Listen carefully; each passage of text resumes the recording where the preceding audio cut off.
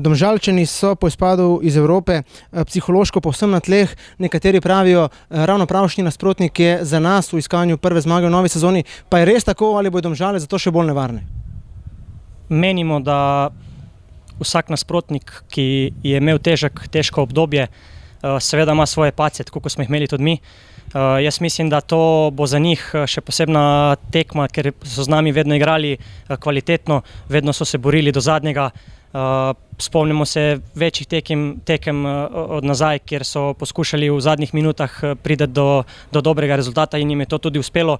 Jaz mislim, da jim moramo v tej tekmi, bi rekel, prijeti bika za roge in pokazati svoj maksimum in se ne smemo osredotočati na to, kaj so oni imeli v preteklem obdobju z ostalimi nasprotniki v kvalifikacijah za Evropo.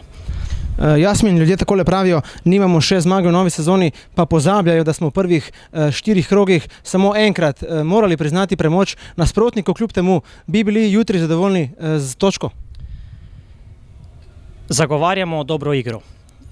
Ne vedno uspeva, ker poskušaš igrati tudi na drugačen način. Seveda, mogoče včasih se to izjalovi. Verjamemo pa v to, da tudi pozitiven rezultat je neodločen izid. Nedvomno ni poraz, to pomeni, da moraš tako tudi gledati. Jaz mislim, da z dobro tekmo, z agresivno tekmo, z borbenostjo vsakega posameznika, vključno z vratarjem na golu, z ekipo, ki bo poskušala spodbujati igralce do zadnje minute tekme, verjamem v uspeh. Ekipo je potrebno spodbujati. Jaz mislim, da je ta tekma tista, ki nam lahko ponudi nek zagon za nadaljne nasprotnike in to v bistvu tudi Maribor v naslednjem kolu. Tako da to verjamem, da nam bo zmaga pripomogla k temu, da bo tudi fantje še bolj sproščeni, še bolj zadovoljevali principe v fazi branjenja in verjamem, da tudi z neodločenim izidom bomo bili zadovoljni, seveda pa mora biti v prvi fazi tekma na visokem nivoju. Ne bova je jasno razkrivala, pa kljub temu je v glavah našega strokovnega štaba že začetna enajsterica, tista, ki bo krenila po nove točke?